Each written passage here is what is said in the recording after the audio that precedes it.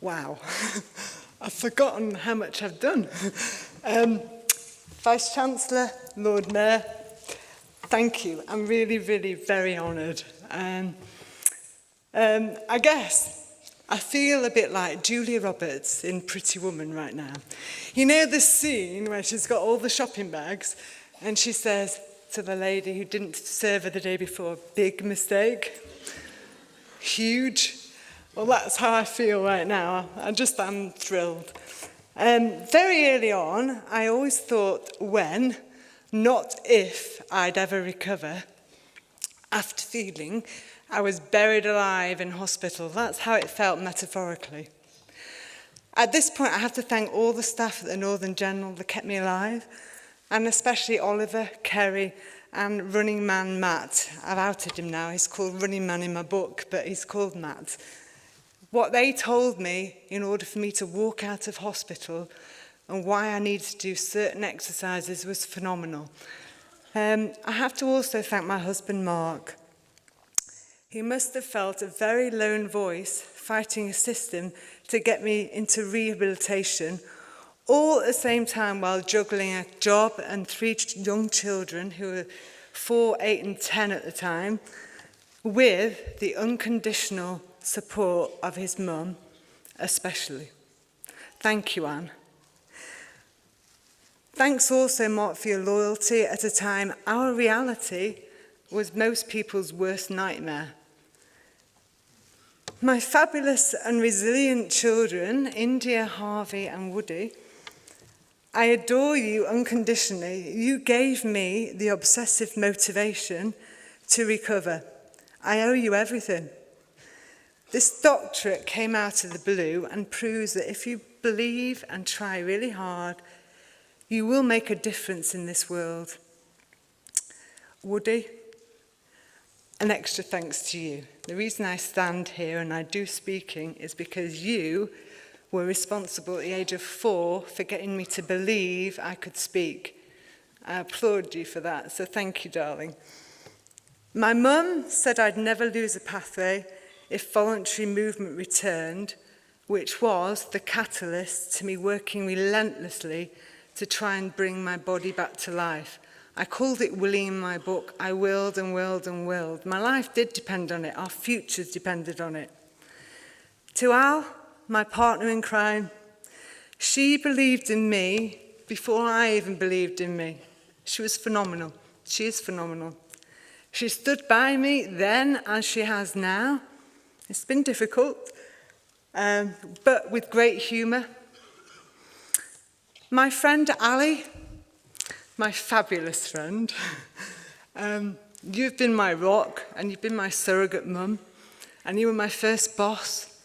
Way back when I first came to university, I worked in the civil service. I'm so not a civil servant, as she discovered. But I also have to thank my fabulous friend, Auntie Kathleen, or AK as I know. She's in her centenary year, and she's a very special friend to me. My brain was not fixed when I left hospital. I suffered untreated post-traumatic stress disorder. I lost my physical, emotional health. I lost my digital marketing business. I lost my self-worth, my purpose. But quickly I found that giving advice and support to people was to be my healer.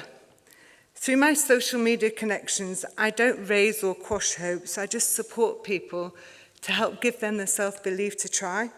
There's always hope of a small improvement or a large improvement.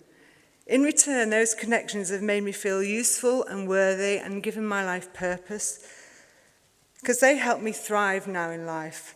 My most notable new friends are Sue Sanders, Rich Ford, Rob and Fran in New York, Claudia Catty, but most notably, this award goes to the biggest fighter of them all. In fact, I dedicate it to her, Miss Christine Waddell. My fab social media connections also helped me grow my professional advocacy reputation globally, which enabled me to pioneer research through a tweet to Joanna Fletcher-Smith and to advise how important it is to discover what matters to patients is the secret to helping patients improve. I believed in what I didn't do from the outset when most people didn't, and I tried very hard. Literally anything is possible. I mean, I wrote a book and published it within a year of leaving hospital, founded a charity within 3 months of leaving hospital, influenced national stroke policy at the UK Stroke Forum, and actually, I'll let you into a secret, my charity consisted of me and a laptop on my kitchen table, but I had the stroke establishment listening to me, punching above my weight, to the point that people would ring me up after 3 years and say, "Hello, can I speak to someone in the fundraising department, please?" And I'd have to pretend he was on holiday. But I'm now proud that I'm training a new generation of NHS leadership at the Academy.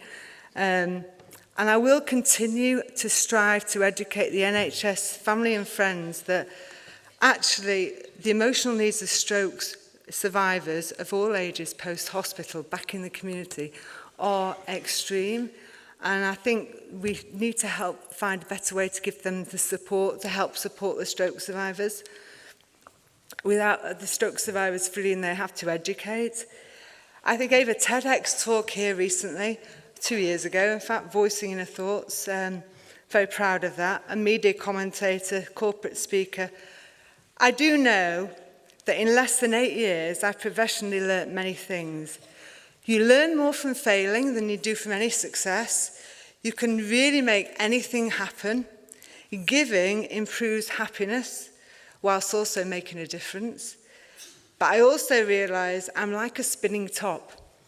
If I lose momentum and lower my work rate, I topple over in terms of my wellness. And that's not good for anyone, trust me.